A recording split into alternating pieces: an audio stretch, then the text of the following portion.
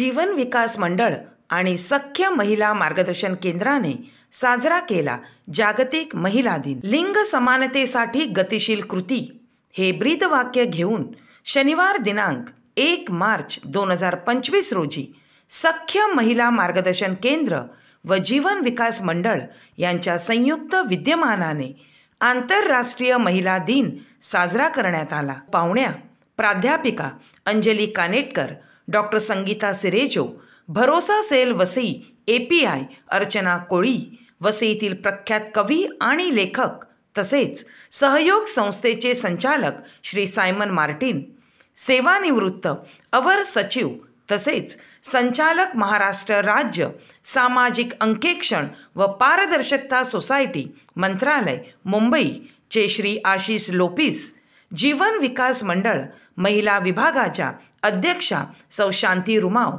सख्य संस्थेच्या संचालिका डॉक्टर नॅटी लोपिस यांच्या हस्ते दीप प्रज्वलन करून कार्यक्रमाची सुरुवात करण्यात आली। सुंदर असे स्वागत नृत्य सादर केले। सख्य संस्थेच्या संचालिका डॉक्टर नॅटी लोपिस यांनी त्यांच्या प्रास्ताविकात शाश्वत विकासाचे धोरण यातील लिंग समानता हे ध्येय आणि याविषयीची गतिशील कृती हे ब्रीद घेऊन तिच्यामध्ये गुंतवणूक करणे अपेक्षित आहे। स्त्री जर आर्थिकदृष्ट्या सक्षम झाली, राजकीय व सामाजिक सुरक्षा तिला मिळाली तर लवकरच समानता स्थापित होण्यास मदत होईल असे त्यांनी सांगितले। संगीता सिरेजो यांनी आपल्या भाषणात म्हटले की लिंग समानतेची सुरुवात करण्यापूर्वी पुरुषांचा स्त्रियांकडे बघण्याचा दृष्टिकोन बदलणे हे गरजेचे आहे आणि ही कृती घराघरातूनच व्हायला हवी। मुलींना स्वसंरक्षणाचे धडे देणे गरजेचे आहे।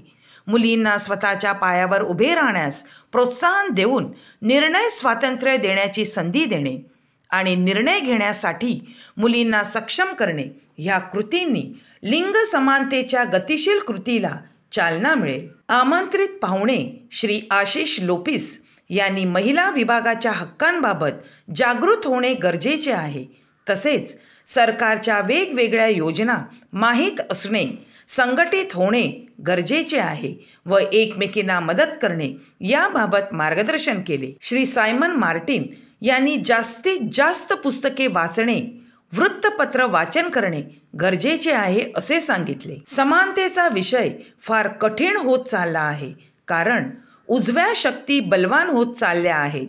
विचार हे शस्त्र आहे याबाबत परखड असे भाषण केले। भरोसा सेलच्या API अर्चना कोळी यांनी सख्यच्या कार्याबद्दल अभिनंदन केले। शिक्षण झाल्यावर मुलीला तिच्या पायावर उभे करण्यापेक्षा तिचे लग्न लावून दिले जाते। मुलगी म्हणजे ओझे आणि जबाबदारी असे समाजाचे विचार घातक आहेत असे मत व्यक्त केले। प्रोफेसर अंजली कानेटकर आपल्या भाषणात हुंडाबळी होऊ नये म्हणून सख्यचे कार्य, मुलींचे शिक्षण व्हावे म्हणून ज्योतिबा फुले व सावित्रीबाई फुले यांनी शाळा सुरू केली। 150 वर्षापूर्वी त्यांनी हे धाडस दाखविले, परंतु आता समाजात काय चालले आहे याचा ओहपोह आपल्या भाषणात केला। सदर कार्यक्रमात सर्वधर्मीय महिलांचा उत्स्फूर्त सहभाग होता। मान्यवरांच्या हस्ते हुंकार या स्मरणिकेचे विमोचन करण्यात आले। सुळेश्वर पाडा तलाव येथील मुलींनी विषयाला धरून केलेल्या वेगवेगळ्या नृत्यांनी कार्यक्रमाला बहार आणला। सदर कार्यक्रमाचे सूत्रसंचालन संस्थेच्या शालिनी जाधव यांनी केले, तर पाहुण्यांची ओळख सौ चेरिल परेरा यांनी करून दिली। हा कार्यक्रम यशस्वी करण्यासाठी संस्थेच्या ठाणे व पालघर येथील विस्तारित शाखेतील स्टाफ आणि जीवन विकास मंडळाच्या कार्यकारिणी सदस्य यांनी विशेष योगदान दिले। सख्य संस्थेच्या विधी सल्लागार व समुपदेशक ॲडव्होकेट विद्या पाटील यांनी आभार प्रदर्शन केले व राष्ट्रगीताने कार्यक्रमाची सांगता करण्यात आली।